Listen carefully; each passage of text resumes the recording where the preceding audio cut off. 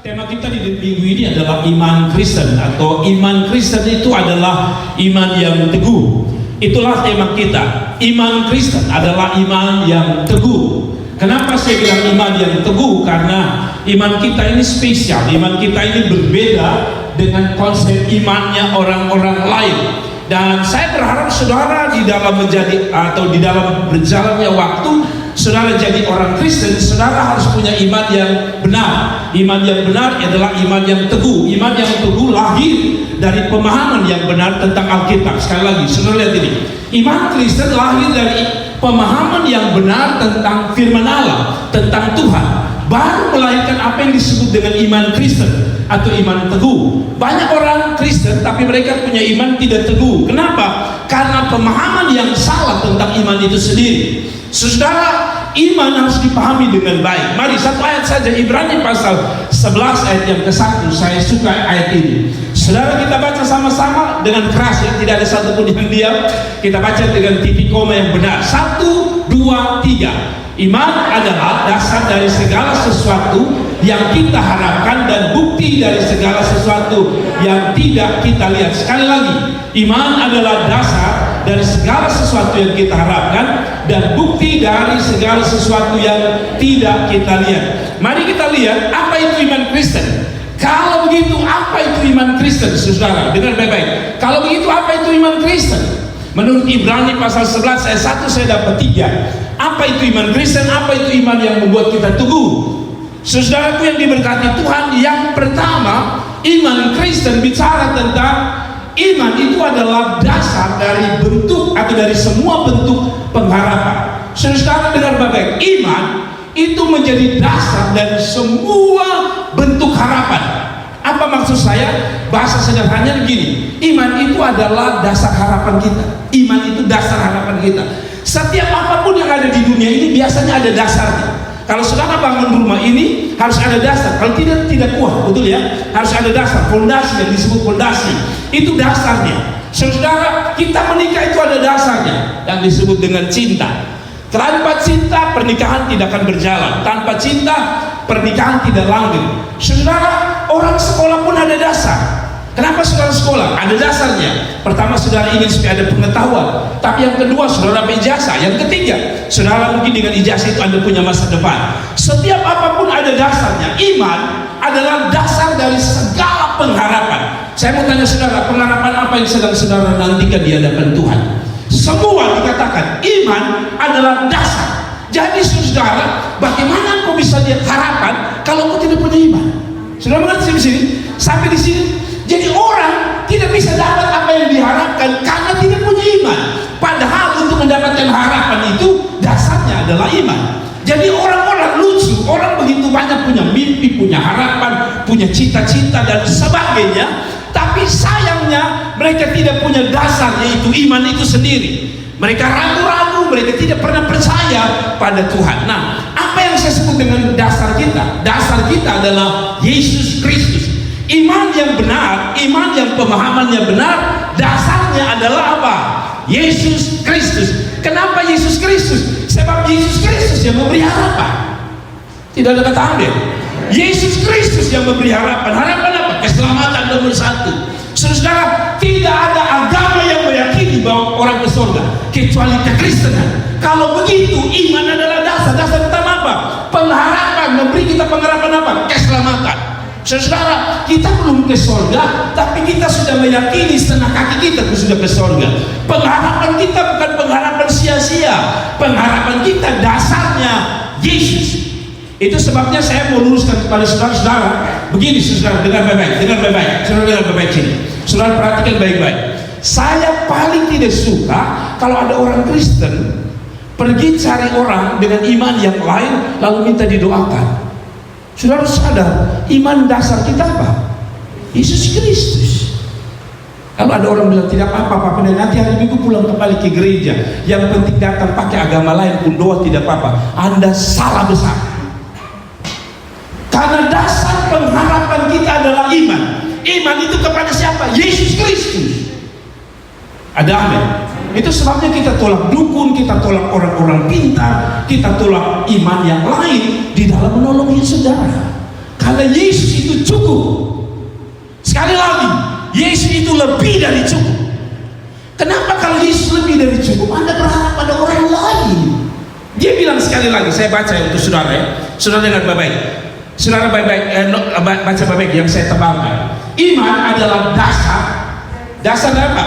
Segala sesuatu yang kita harapkan. Kalau saya kasih hilang ini kata yang muncul tinggal satu. Iman adalah dasar dari harapan kita. Jadi setiap harapan kita dasarnya iman. Kembali kalau saudara mau lihat harapan-harapan hidupmu jadi kenyataan, beriman kepada siapa? Yesus Kristus. Ada. Hidupmu harus ditaruh di bawah kaki Yesus Kristus.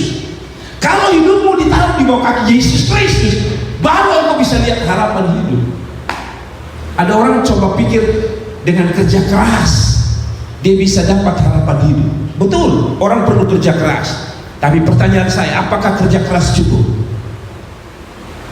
Kalau saudara nonton hari-hari ini, orang bisa hidup gampang sekali tanpa punya skill, kemampuan dan luar biasa. Saya kadang-kadang lihat kalau orang luar negeri itu dia jadi viral karena dia punya misalnya videonya berkualitas. Saudara kalau nonton beberapa hari yang lalu, anaknya Raffi Ahmad, namanya siapa nih? Anak laki-laki?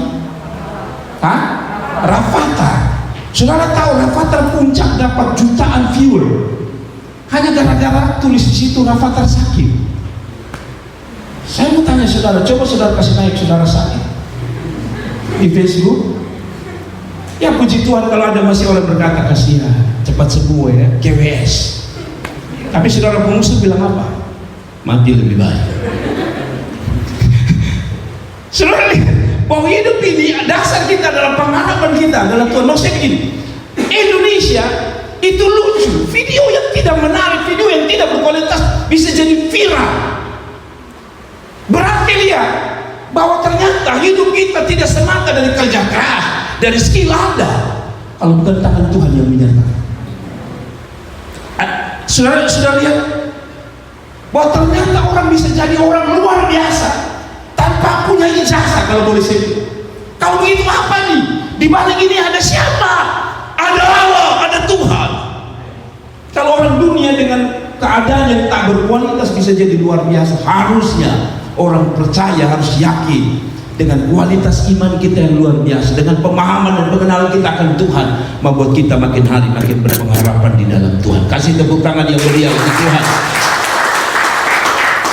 Dasar iman kita itu Yesus Kristus.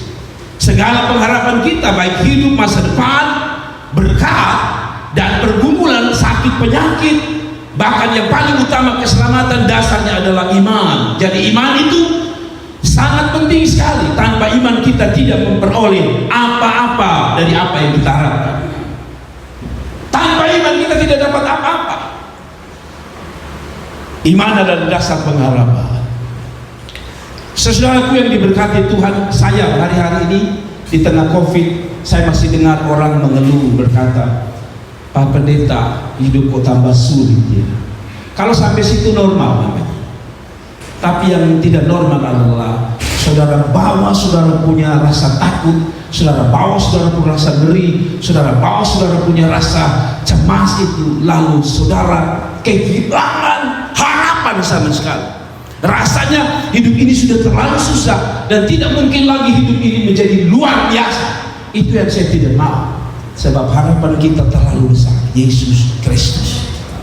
Kalau saudara baca tentang Yesus Kristus, pada waktu badai menghantam para murid di atas perahu, Yesus hadir dan menghentikan badai itu. Pada waktu mereka makan 5 roti yang sudah cukup, padahal sudah hari malam, Tuhan datang dan memberi harapan. 5 roti dan 2 ikan cukup. Apa artinya? Hari-hari ini hidup kita boleh ada dalam krisis, tetapi Anda tidak boleh krisis iman. Sebab waktu Anda krisis iman, Anda kehilangan pengharapan. Waktu Anda kehilangan harapan, Anda kehilangan keberserahan kepada Tuhan. Waktu Anda hilang keberserahan kepada Tuhan, otomatis Allah tidak bisa tolong saudara, karena Anda sendiri tidak mempersembahkan apa yang menjadi harapan saudara kepada Tuhan. Pak Pendeta, saya bingung. Begini, setiap kita tadi saya bilang ada harapan, ada Setiap kita pada sih ada dasar harapan, betul ya? Betul ya? Kita sekolah walaupun kita belum tahu kita ini nanti jadi apa, tapi Anda sekolah karena Anda punya harapan. Betul? Setiap kita sekolah itu kan ada harapan. Sekalipun harapan itu belum jelas, tapi ada memang dengan iman ini jelas, harapan kita ini jelas.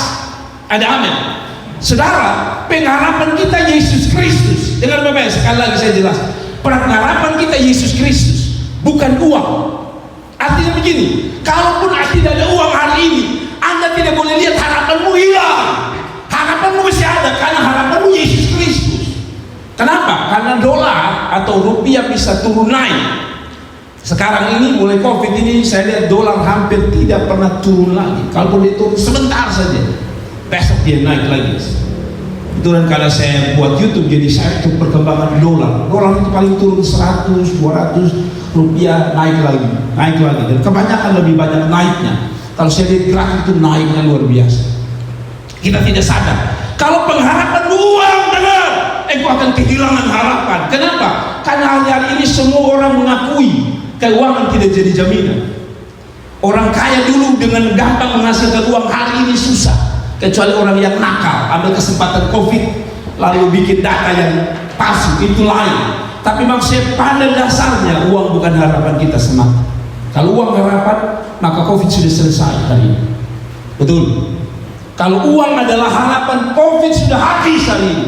Tapi hari ini orang kaya mati karena COVID. Kalau begitu pengharapan kita jelas, Yesus Kristus. Ada apa? Pengharapan kita kalau saudara punya ijazah, puji Tuhan.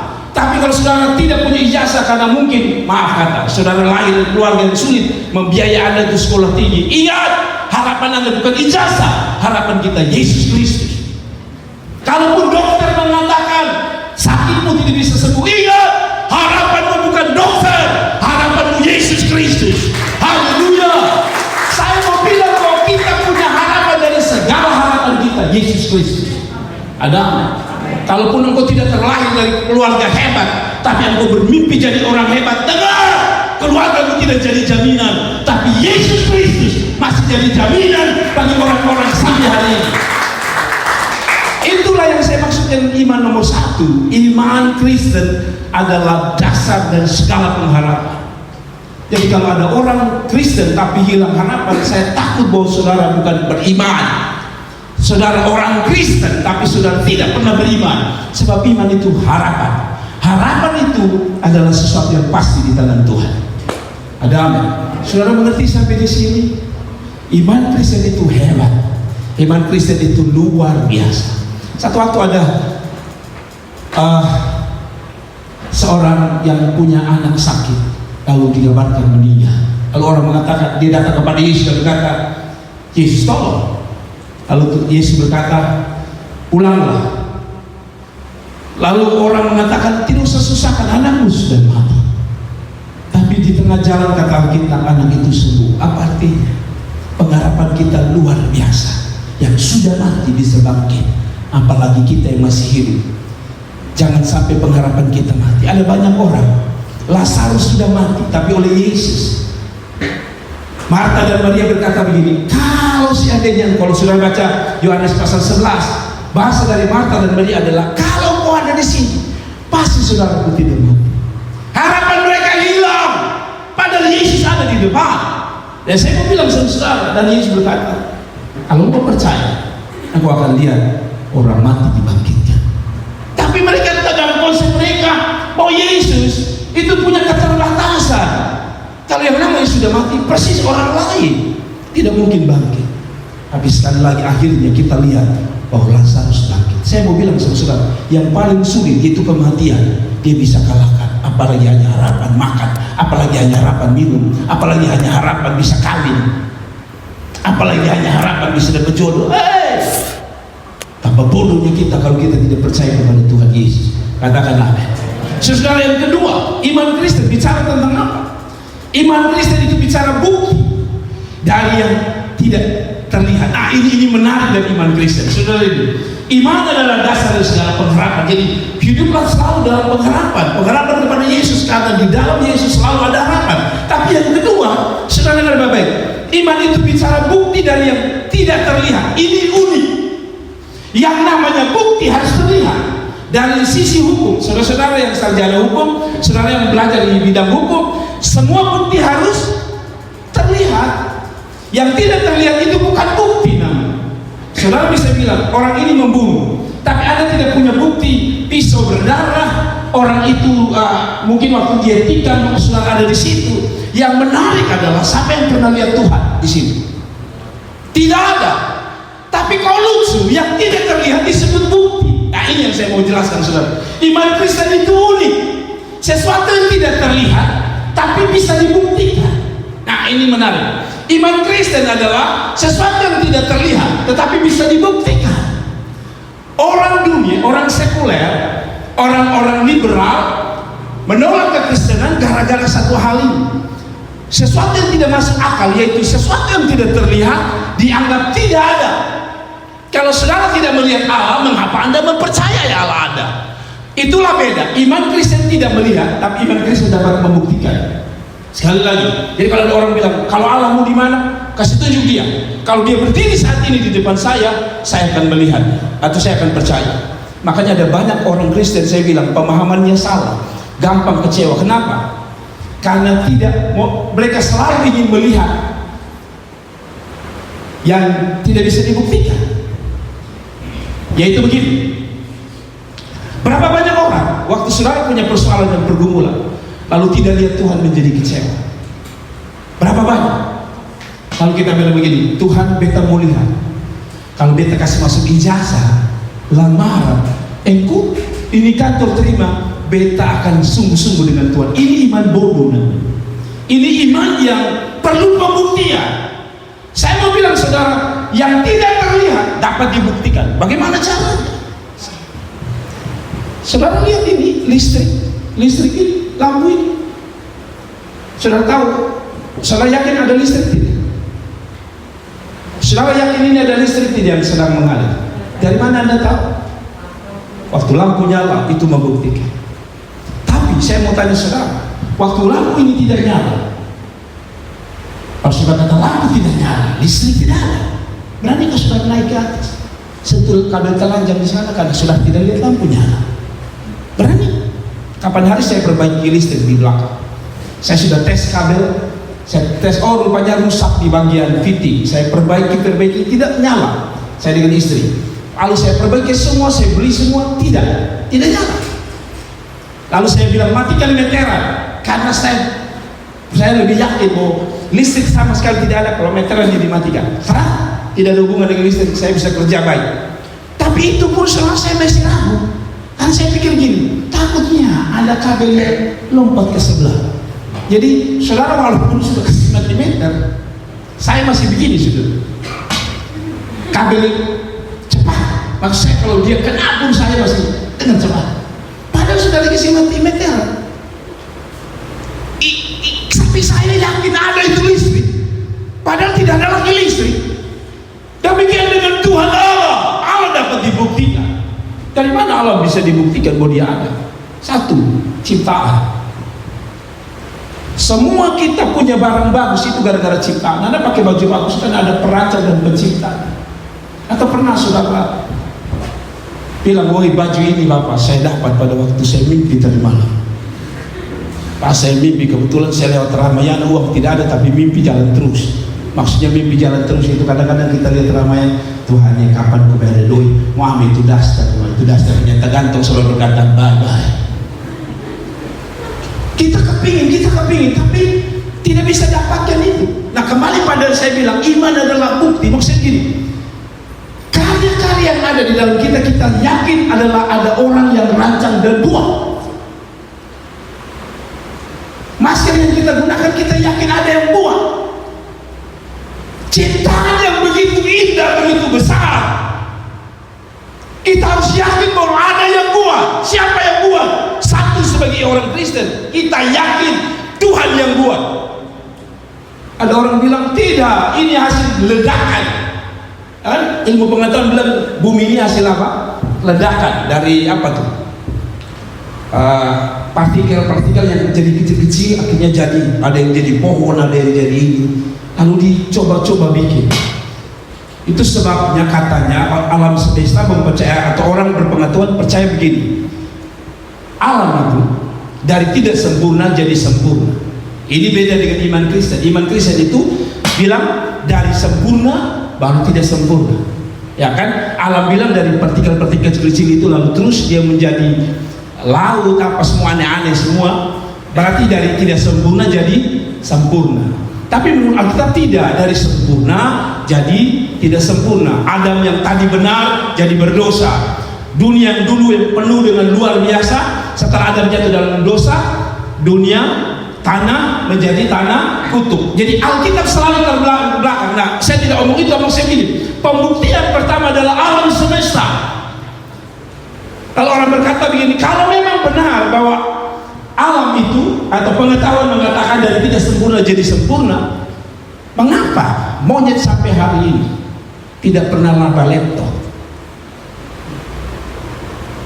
Anda bisa kasih dia pakai jas. Saudara lihat, ada monyet pakai jas? Ada monyet pakai jas? Karena itu kalau saudara pakai jas, jangan bangga, karena monyet bisa pakai jas.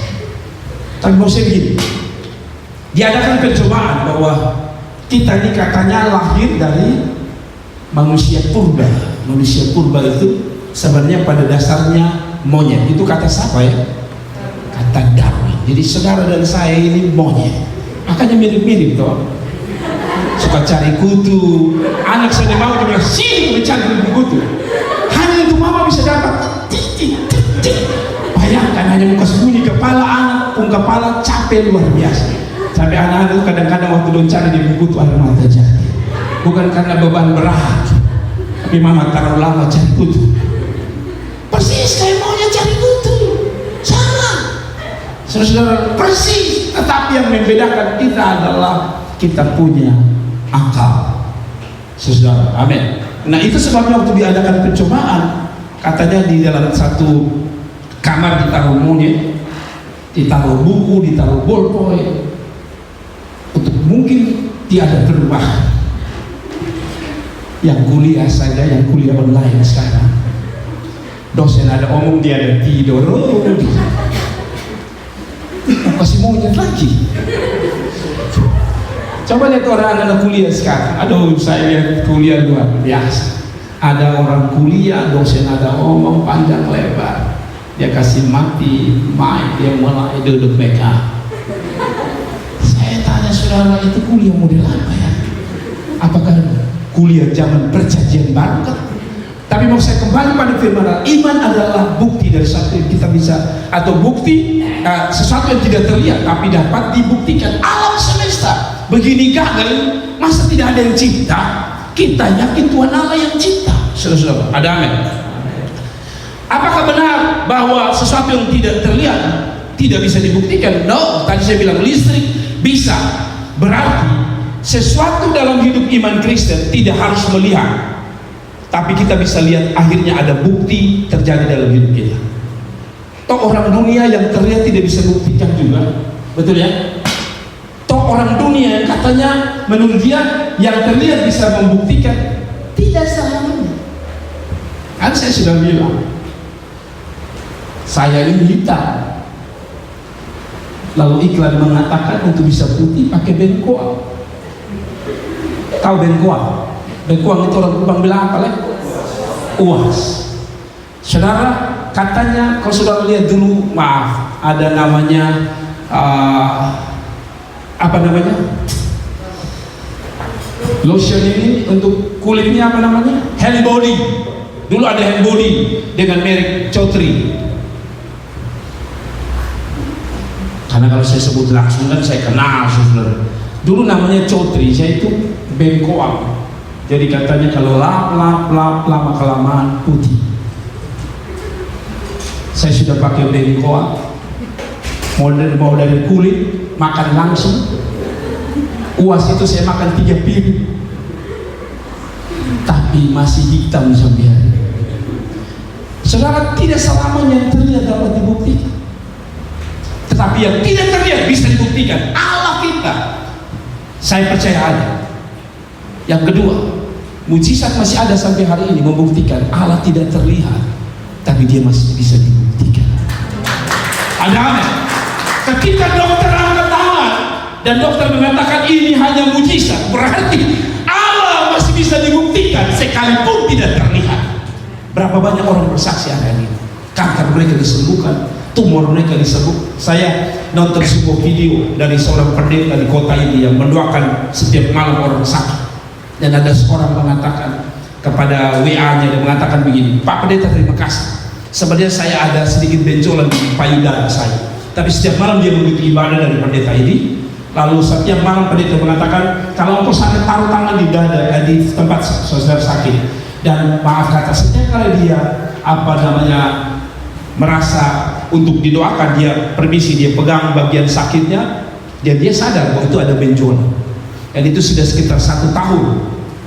Tapi terus setiap malam, satu waktu dia kecewa karena tidak pernah bisa sembuh. Lalu malam itu tiba-tiba pendeta itu berkata gini, jangan pernah ragu, terus berharap pada Tuhan. Lalu dia mengatakan, Tuhan terima kasih, dia minta ampun, lalu dia berkata, Tuhan sayang. Nah saudara tahu, tiba-tiba biasanya dia sentuh itu dia bisa rasa langsung benjolannya.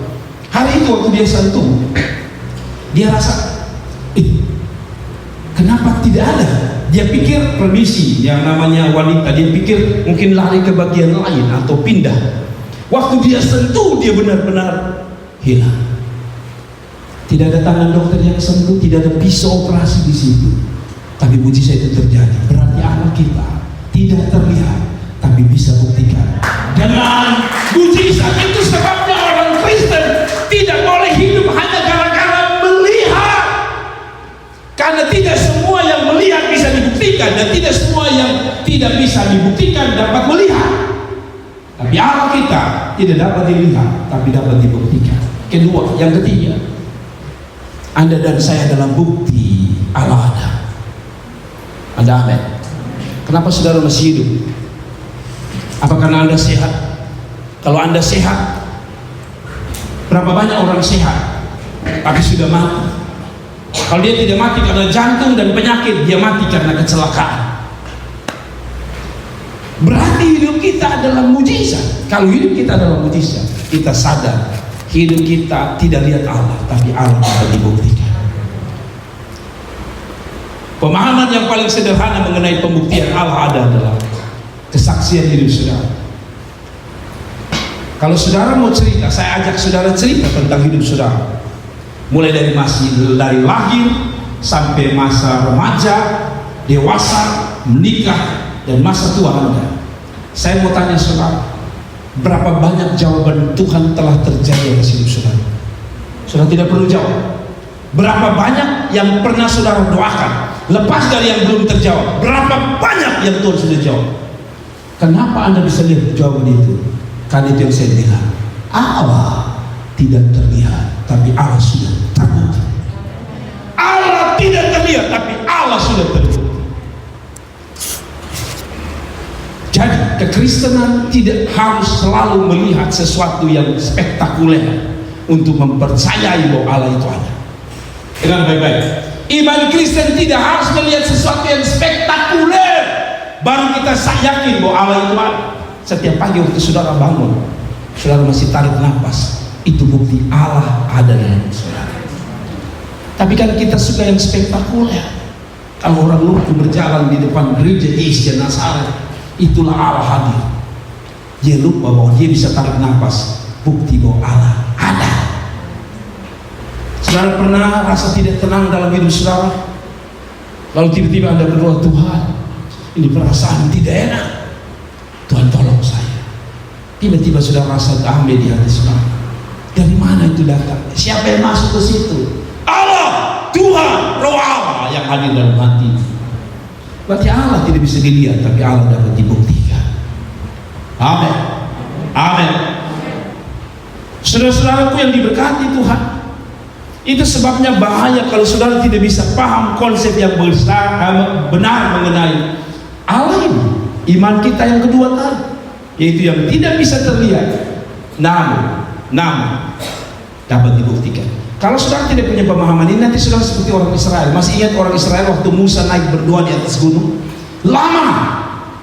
Berapa hari dia berdoa di atas gunung? Tidak tahu, Bapak Pendeta. Waktu itu sana ada. Berapa lama dia naik ke atas gunung berdoa? Menurut Alkitab yang biasa baca Alkitab. Berapa hari? Berapa hari? 40 hari. Tidak turun-turun. Lalu orang Israel merasa Allah ini tidak ada. Kenapa dia 40 hari di atas gunung? Di mana Allah? Sehingga orang Israel minta. Ketika dia turun ke bawah, dia lempar itu loh batu. Kenapa? Peristiwa terjadi karena orang Israel telah buat Allah yang bisa dilihat, yaitu apa? Lembu jantan. Allah marah, Musa marah, Allah marah. Kenapa? Karena orang Israel selalu melihat iman itu selalu yang dia lihat. Jadi ketika dia tidak lihat, dia kecewa. Jangan lihat ya, itu orang Israel punya iman. Ketika ada roti turun, yaitu mana dari surga, wow, praise God, puji Tuhan, praise the Lord, luar biasa. Tapi ketika mereka tidak ada makan, kalau mereka marah sama Musa, hei, engkau bawa kami dari Mesir datang di padang gurun untuk mati. Jadi selalu imannya bergantung pada yang dilihat. Waktu mereka lihat, mereka berkata praise the Lord, puji Tuhan. Tapi mereka tidak lihat, mereka kecewa. Saudara, dalam pergumulan Anda menanti harapanmu, kadang-kadang Tuhan seperti tertutup. Dia seperti lipat tangan dan tutup mata dan tidak bicara sama sekali dengan Anda. Apakah dia tidak ada? Sehingga lagu mengatakan, Tuhan, masihkah kau mau mendengarkan doaku? Anda tidak meyakini bahwa Allah ada. Sekali lagi, Allah ada dan tidak ada itu juga bukan bergantung dari perasaanmu. Rasanya kayaknya Tuhan ada. Kalau rasa-rasa, lu pas berkelahi dengan suami, lu tidak akan rasa hadirat Tuhan. Percaya. Saudara lagi bertengkar sama suami sama istri, pernah saudara rasakan hadirat Tuhan? Waduh, mau kita berkelahi dan aduh, hadirat Tuhan. Kalaupun ada hadirat Tuhan di situ, Anda tidak rasa. Jadi kalau begitu iman bukan perasaan.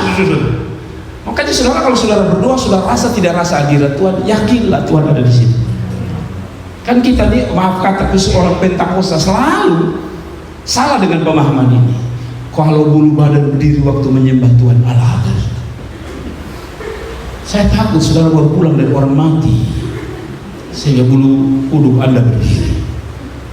Wah, kalau saya ada orang mengatakan saya bisa rasa hadirat Tuhan, itu Pak Pendeta.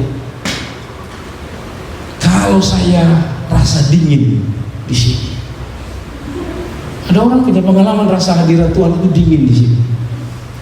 Saya takut saudara penyakitan. Dia tidak perlu memberi tanda bahwa dia hadir di situ. Sebab Allah maha adil. Sudahlah, saya tidak banyak omong situ, mau saya begini. Saudara tidak butuh itu, tapi mau saya gini. Allah kita Allah yang dapat dibuktikan. Tapi yang terakhir yang saya mau sampaikan kepada saudara, iman Kristen adalah iman yang mampu mengubah, atau iman Kristen orang percaya adalah iman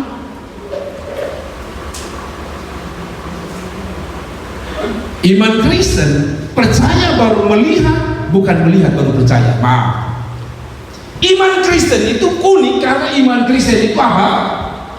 Percaya baru melihat, bukan melihat baru percaya. Coba kita baca ulang ayat ini. Iman adalah yang kita harapkan, tadi sudah bukti kita bahas, dari segala sesuatu yang tidak kita lihat tetapi akan kita lihat. Kalau boleh saya tambah itu kata, iman adalah dasar dari segala sesuatu yang kita harapkan dan bukti dari segala sesuatu yang tidak kita lihat tapi nanti kita akan lihat.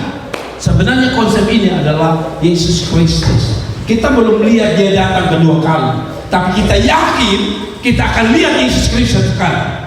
Hari ini kita hanya lihat gambar, tapi besok kita akan jumpa wajah dengan wajah, muka dengan muka. Ada amin. Saya bisa membayangkan hari itu ketika Yesus datang. Aduh, Jokowi datang saja heboh, apalagi Yesus. Orang mengatakan tak usah percaya, katanya Yesus mau datang, tapi tidak datang-datang. Iman Kristen meyakini saya belum lihat, tapi satu waktu saya akan lihat. Pertama tentu dasar ini adalah lihat Yesus. Ada surga belum Anda lihat, tapi karena kita punya percaya, kita akan lihat surga. Ada apa? Makanya ada orang berkata, kalau surga itu ada, kenapa ilmu pengetahuan belum kasih tahu? Mereka bilang, hai, ini para astronom sudah keliling dunia, tidak ada titik-titik, tidak ada sinyal-sinyal yang membuktikan ada planet lain yang disebut surga itu. Tidak, cari-cari tidak ada. Walaupun kalau saya lihat ada video-video yang sudah membuktikan neraka itu ada. Dikatakan ada di satu tempat, saya lupa di mana, yang katanya ada kedalaman sekian dan mereka rasa ada api yang luar biasa dari bawah. Tapi apakah dengan tidak ada pembuktian dari ilmu pengetahuan bahwa tidak ada satu titik surga di mana, apakah itu berarti surga tidak ada? Saya meyakini surga ada, dan saudara harus yakin surga ada. Apalagi saudara tidak percaya neraka ada. Saya mau bilang neraka ada.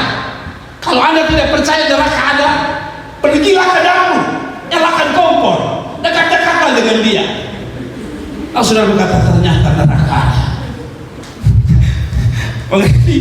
Kalau surga itu, menurut saya, dia belum terlihat, tapi kenikmatannya sudah mulai ada. Saudara mau percaya bahwa surga itu ada, boleh kelihatan nikmatnya. Pergilah ke Adibai di bawah, makanlah sei dengan rusuk. Saudara berkata, ini nikmat, ini makanan surgawi. Bayangkan, dia baru di ujung makanan surgawi saja, Anda sudah rasa surga. Apalagi nanti Anda pergi ke sana. Mengerti maksud saya? Sebenarnya segala sesuatu telah kita rasakan, tapi itu biasnya. Kalau saudara berdiri di sini, saya buka pintu, saudara akan rasakan hembusan ujung daripada AC. Saudara buka sedikit, kalau saudara baru masuk, pas buka begini, AC-nya rasa. Tapi itu ujung, Anda bisa rasa kalau Anda selama kebaktian yang dulu di speaker. Anda akan rasa betul. Nah, demikian dengan iman pengharapan kita belum melihat, tapi kita percaya. Pak Pendeta terlalu jauh, saya yakin memang Yesus akan datang, tapi hidup saya, ini urusan hidup saya hari ini Pak Pendeta. Itu yang saya mau ajar saudara-saudara. Iman Kristen beda. Iman Kristen meyakini hari ini belum lihat, besok akan lihat. Ada. Jadi kalau hari ini Tuhan izinkan Anda lihat orang lain menikah, biar saja. Tak usah iri dan marah-marah. Tuhan, betapa tidak adil Tuhan. Tidak usah. Karena Alkitab bilang, engkau akan lihat apa yang tidak engkau lihat. Itu iman Kristen. Amin. Ya kalaupun Anda tidak bisa lihat, belilah baju. Beli baju dahulu. Beli baju nikah dahulu. Tuhan, aku iman. Beli sekali jasa sekali. Di rumah kan jemaah.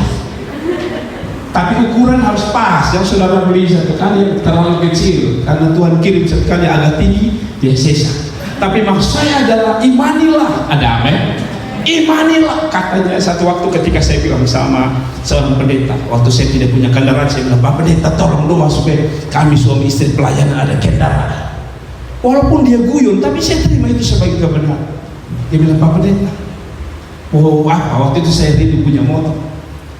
Kalau gitu Pak Pendeta beli baru. Saya pikir mau marah juga pendeta, mau marah katanya orang rohani. Tapi saya pikir ada betulnya juga ya. Iman selalu percaya bahwa akan melihat. Datanglah pendeta yang lain. Nah ini mah lebih masuk akal. Dia tanya saya, dia bilang, apa jadi pergumulan saya berdoa supaya saya punya motor? Ada sih? Tidak ada. Nah itu bodohnya kamu. Dia bilang, betapa bodohnya kamu. Kenapa? Bagaimana kamu mau dapat motor? SIM saja tidak punya. Saya suruh SIM. Akhirnya memang akhirnya saya punya kendaraan. Tak mau saya ingin pelajaran-pelajaran sederhana itu membuktikan bahwa pada dasarnya mereka mengajarkan ini. Iman itu meyakini apa yang hari ini belum lihat, besok saya lihat. Kesembuhan jangan saudara datang doa habis sebelum bilang, kok bisa disembuh? Itu saya sembuh. Yang sampai Tuhan pilih kasih, bukan. Iman selalu percaya bahwa hari ini belum lihat, tapi mungkin besok melihat. Besok belum melihat, bulan depan melihat, bulan depan belum melihat, tahun depan Anda yakin Anda pasti melihat. Sehingga itu iman Kristen selalu bertumbuh, tapi meyakini bahwa dia akan lihat. Ada. Sebab kalau yang namanya harus melihat pasti mengecewakan dan menakutkan. Kalau tidak percaya, tanyalah ibu-ibu yang ketika tanggal tua dia selalu ke dapur dan dia lihat minyak sudah ada lagi, so minyak tidak ada lagi, pulsa listrik justru bunyi-bunyi panggil, tweet. Aduh, menyakitkan. Semua yang terlihat ini kadang-kadang menyakitkan. Sudah pas listrik mati lagi, telepon, pas telepon dia bilang pulsanya tidak cukup. Lari dia ke ATM, kasih masuk ATM. ATM angkat tangannya berkata, saldomu juga tidak cukup.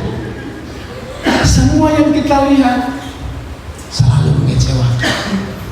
Tapi apa yang kita akan lihat dari tangan Tuhan, itu akan membuat kita kagum bahwa Tuhan sungguh hebat dan luar biasa.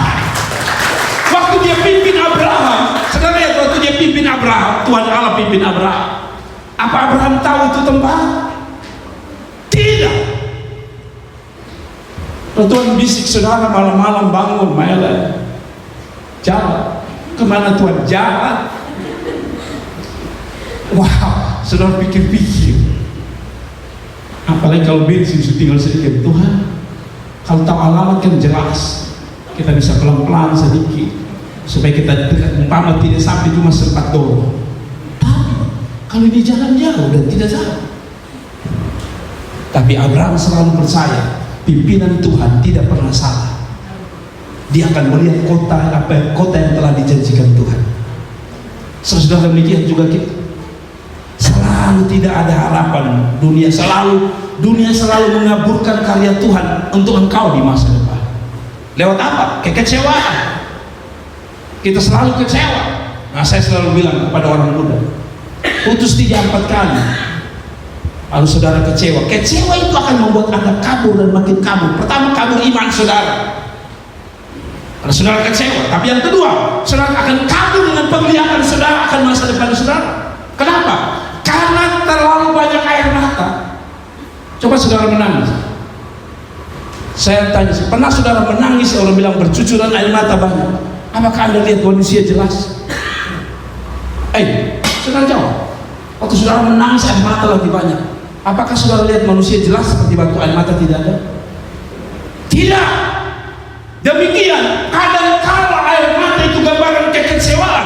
Kekecewaan mengaburkan iman, percaya kita kepada Tuhan, mengaburkan pengharapan kita kepada Tuhan, dan yang paling penting mengaburkan visi untuk kita bisa melihat bahwa Allah punya rencana. Coba tanya orang-orang yang putus asa. Lo ngomong firman dia bilang, itu sobat, lu kayak merasakan saja buta satu, kita merasa. Itu yang saya bilang. Selalu sesuatu yang mengecewakan akan mengaburkan banyak hal dalam hidup saudara. Kalau begitu Tuhan mau apa? Imani bahwa yang tidak kita lihat tidak boleh membuat kita terlena dengan kecewaan, tapi imani bahwa saya akan melihat satu harapan hidup yang luar biasa. Kembali pada cerita Yusuf. Kalau Yusuf hanya kerja menangis, dia bisa menangis dari awal sampai akhir. Dijual oleh saudaranya, dia bisa menangis dan dia tidak bisa lihat visi Tuhan. Tapi selalu dia lihat apa? Setiap bahasa dia adalah muncul kesimpulan, kamu reka-reka yang jahat, tapi Tuhan reka-reka yang baik. Makanya saya selalu bilang, ingat baik-baik, no, aku laki-laki juga. Bedanya nona-nona itu kalau dia putus laki dia menangis, dia menangis kan. Laki-laki tidak. Yang dia bilang depan, lu kira lu perempuan satu-satu biji, tapi sampai kamar dia bilang, duh Tuhan, aku sakit lagi. Bedanya laki-laki, tapi sama-sama menangis dengan. Ada satu bisa tahan, satu atau mencurah sampai tilong pun kalah kalau dia tercurah. Maksud saya adalah kembali bahwa orang-orang yang itu saya selalu bilang, jangan kalau orang minta putus rasa mau bunuh diri, pakai firman Tuhan. Karena saudara orang Kristen, kalau dia minta putus bilang, Tuhan yang memberi, Tuhan yang mengambil, terpujilah Tuhan. Jangan hanya ambil dari hidupku, ambil sekali dari dunia ini Tuhan. Kita harus punya harapan. Amin. Yakin bahwa apa yang belum kita lihat, kita akan lihat. Ada amin. Yakin bahwa apa yang kita belum lihat, kita akan lihat. Itulah iman Kristen. Iman yang selalu melihat yang tak terlihat oleh orang lain. Ada amin. Jauh sebelum saya ke sini, saya sudah melihat gereja ini. Saudara jangan pikir bahwa saya sudah lihat untuk gereja dan dibentuk ini. Tidak. Dalam visi Tuhan untuk saya dan istri waktu kami keluar dari awal adalah Tuhan. Saya bilang Tuhan, satu waktu saya akan punya visi adalah melihat sesuatu yang belum saya lihat, yaitu satu waktu saya punya gereja yang ada di tengah kota Kupang dan tanah itu besar. 6 tahun saya datang ke kota Kupang, saya tidak tahu. Saya tinggal di Osaka, di rumah kecil dan saya pelayanan di situ. Yang datang hanya 3-4 orang. Apakah visi saya, penglihatan saya berubah? Tidak. Tahun pertama, tahun kedua, tahun ketiga makin tertutup. Karena kami tidak lihat ada jiwa bertambah dan juga tidak ada tanah yang besar. Padahal saya minta adalah penglihatan saya dalam visi saya bahwa saya akan punya tanah di sebuah tempat di kota Kupang, di tengah kota Kupang, di depan jalan besar. Nah, kalau saudara ke rumah kos saya di Osaka, itu di belakang. Tapi saya masih yakin. Lalu satu waktu saya coba-coba dengan iman saya yang kecil dulu. Saya bilang, oke Tuhan, mungkin saya terlalu bermimpi terlalu besar. Karena waktu itu saya tidak bisa kos, sehingga saya harus menumpang di rumah orang. Saya belum punya uang dulu. Tapi saya pikir, ya saya latih iman saya dengan mengatakan saya harus punya sesuatu yang kecil dulu, yang saya belum lihat, tapi saya akan lihat. Setiap pagi saudara-saudara saya bikin nota. Buku saya sudah hilang. Di buku itu saya tulis gini, Tuhan, saya butuh laptop 1 dan saya butuh komputer PC 1. Setiap hari saya tulis, saya tulis, saya bacakan dan saya doakan setiap hari. Kali ini saya butuh untuk pelayanan. Terus. Tahun ke-2 atau tahun ke-3, tahun ke-4 saya kaget karena ada seorang teman yang bilang sama saya, Pak Pendeta, saya punya laptop. Saya punya laptop rusak. Nah, kebetulan waktu itu saya belajar sedikit di internet, jadi saya install. Pada waktu itu masih zaman Windows, itu masih Windows XP. Kalau saudara komputer, saudara berarti sekarang ini sudah jauh sekali. Waktu itu XP, jadi saya belajar tentang itu, jadi saya tahu. Jadi beberapa komputer saya perbaiki. Nah, teman saya ini tahu saya bisa perbaiki. Dia pikir orang bisa install itu berarti orang pintar komputer. Jadi dia telepon saya, dia bilang, Pak Pendeta, saya punya laptop bermasalah. Dia lagi kuliah S2. Jadi dia bilang, kalau Pak Pendeta bisa perbaiki, tolong saya. Jadi saya bilang, oke, bawa ke ini. Dia bilang, kata Pak Pendeta, saya sudah bawa, laptop saya tidak bisa. Terakhir mungkin dia menyerah, dia bilang, saya tantang Pak Pendeta. Apa itu? Kalau Pak Pendeta bisa perbaiki, dia nyala. Karena saya punya bahan S2 dari situ, dia akan wisuda. Tesisnya ada di situ. Jadi dia mengatakan, kalau sampai Pak Pendeta bisa hidupkan, Pak Pendeta dapat laptop ini. Saya belum ingat antara doa saya. Lalu saya bilang, oke, saya akan usahakan. Saya coba perbaiki, saya bawa keliling kota Kupang, tidak bisa. Waktu itu kami ada rapat di Surabaya, jadi saya pergi ke Surabaya. Sampai di Surabaya, saya coba-coba sebelum rapat, saya antar ke tempat perbaiki, dan bahasa yang sama yang mengecewakan saya. Mereka mengatakan, Pak, ini tidak bisa, sudah rusak. Lalu tiba-tiba otak saya ingat, Bapak, bolehkah Bapak ambil casnya orang lain? Tolong ditusuk. Oke, kalau Bapak mau itu, dia ambil alat cas dari laptop lain, dia coba pasang, dan tiba-tiba laptop itu nyala. Waktu dinyalakan sempurna, langsung saya telepon dia, Bapak, sesuai perjanjian, Anda hamba Allah, saya hamba Allah. Omong sudah apa itu? Laptop sudah nyala. Bapak saya kasih di data, saya dapat laptop. Setuju? Saya dapat laptop. Saudara, apa yang saya tidak lihat? Cara kerja yang saya tidak pernah bayang. Saya berpikir gini, mungkin orang digerakkan Tuhan berkata, Pak Pendeta, di mana ada di Osaka? Kita ambil laptop. Saya berpikir begitu secara manusia. Bukankah kita sering berpikir begitu? Tapi Tuhan pakai cara lain untuk yang tadi sih, yang tidak lihat. saya bisa lihat. Ada amin. Ada amin. Istri saya ini menikah dengan saya gara-gara ayat ini. Belum lihat tapi sudah. Nanti setelah nikah baru saya tahu. Mau dia bilang. Ceritanya ada waktu beliau pelayanan di Sumba, waktu saya pelayanan ke Alor itu belum ada HP, tapi isu sudah sampai di Sumba bahwa ada pendeta muda baru pulang dari sekolah kita melayani di Alor. Istri saya mengatakan begini, pertama dia punya doa, itu tahun 2000 saya akan menikah, jadi tahun 2000 sudah tahu diangkat di bawah ayam, semua binatang-binatang pulang. Orang bilang, kalau hanya pilih tidak, saya pulang selamanya. Untuk apa? Menikah. Kedua, menurut beliau, ini beliau bercerita, waktu dengar ada pendeta, langsung dia hati bilang gini, itu saya bujuk. Saya dalam hati saya bilang, tahu begitu lo omong dari awal-awal. Supaya saya tidak capek-capek pikir kata-kata apa yang saya harus omong selalu.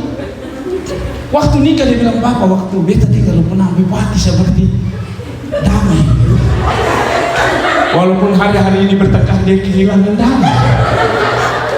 Tapi maksudnya adalah dia sudah merasa ada getaran dan mengatakan ini laki-laki sudah. Ini laki-laki hitam sudah. Itu sebabnya saudara-saudara. Tapi saya mau bilang saudara-saudara yang sudah menikah, jangan ketemu orang istri dan saudara, Papa kita persis. Ini getaran kuat sekali. Bodoh namanya. Semua orang perempuan sudah ada getaran, getaran, yaitu getaran kematian namanya.